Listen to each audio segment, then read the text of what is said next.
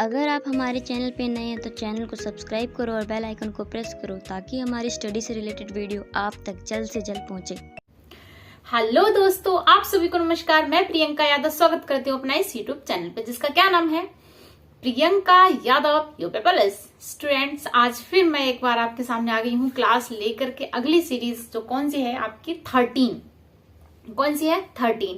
ये UP police की special MCQ class है जो यूपी पुलिस में सेलेक्टेड क्वेश्चन जिस तरीके के आते हैं, यूपी पुलिस में टू द पॉइंट क्वेश्चन आते हैं, लेकिन स्टैटिक टू द पॉइंट पढ़ने के लिए आपको बहुत सारे टॉपिक पढ़ने पड़ते हैं। तो कहाँ से कैसे कैसे क्वेश्चन आते हैं वो आपको एक आइडिया लग सकता है यहाँ से। और आप अपने, ऐसा नहीं है कि मैं करा रही हूँ तो आप अपनी तरफ से करना छोड़ देंगे। पुराने पेपर्स जो भी मिलते हैं, प्रैक्टिस सेट जो भी मिलते हैं, एमसीक्यू, आप उन सबके पढ़ते रहो अपनी तरफ से, ठीक है ना। चलो, मैं जो करा रही हूँ उनकी एक अलग सी कॉपी बना लो और बाद में लास्ट में आप देखोगे ये सबसे ज्यादा जितना आपने पढ़ा होगा सबसे ज्यादा हेल्पफुल होने वाली है, ठीक है। तो लिखो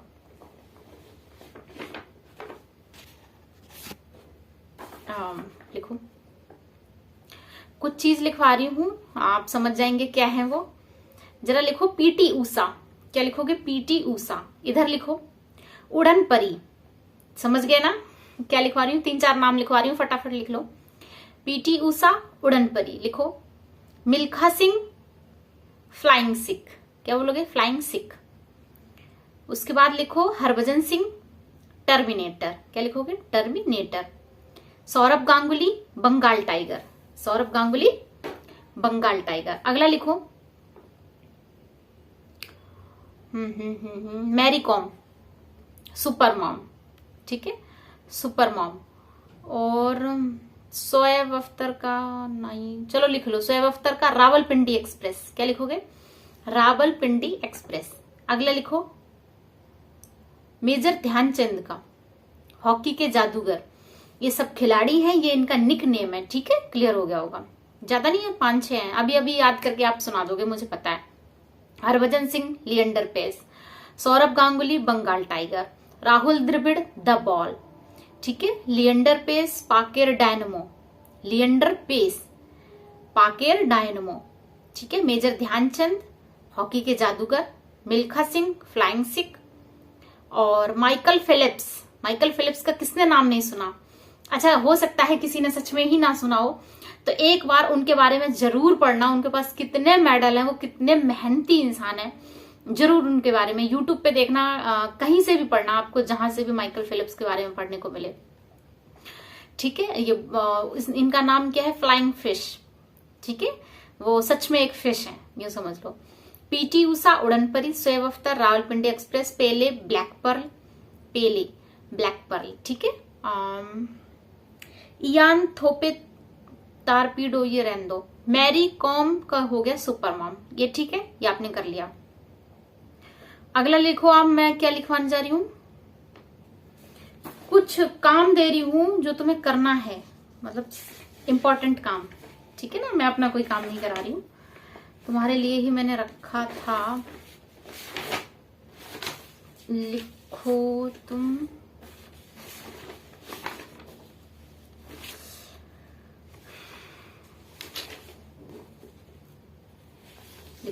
कांग्रेस से रिलेटेड जो कांग्रेस के अधिवेशन हुए थे जब हमारा देश आजाद हो गया था, उस समय कुछ अधिवेशन हो रहे थे। वो कब की बात है और कैसे कैसे हमारा संविधान बन जाए उसके लिए अधिवेशन हुए थे ना कांग्रेस के।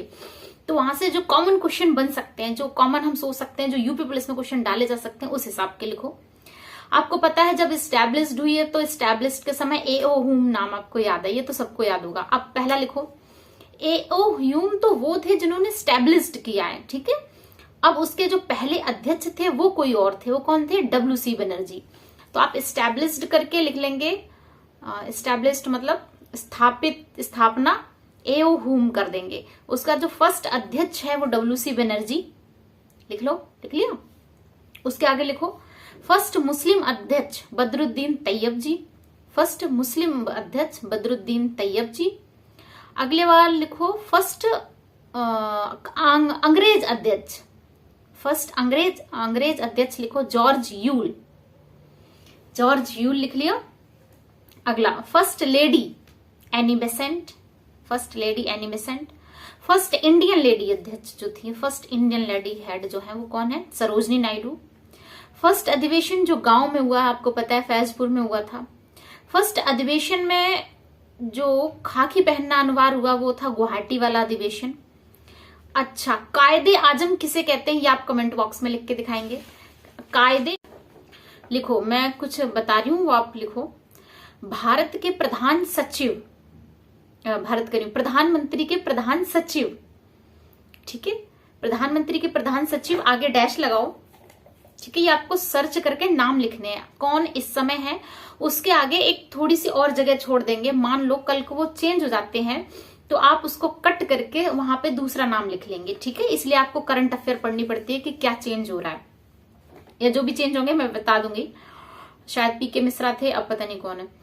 और प्रधानमंत्री के प्रधान सचिव मैंने बोला, अगला लाइन लिखो प्रधानमंत्री के प्रधान सलाहकार, अगला लिखो राष्ट्रीय सुरक्षा सलाहकार, आगे डैश बनाओ, कौन है ये आपको फिल करने हैं, ठीक है।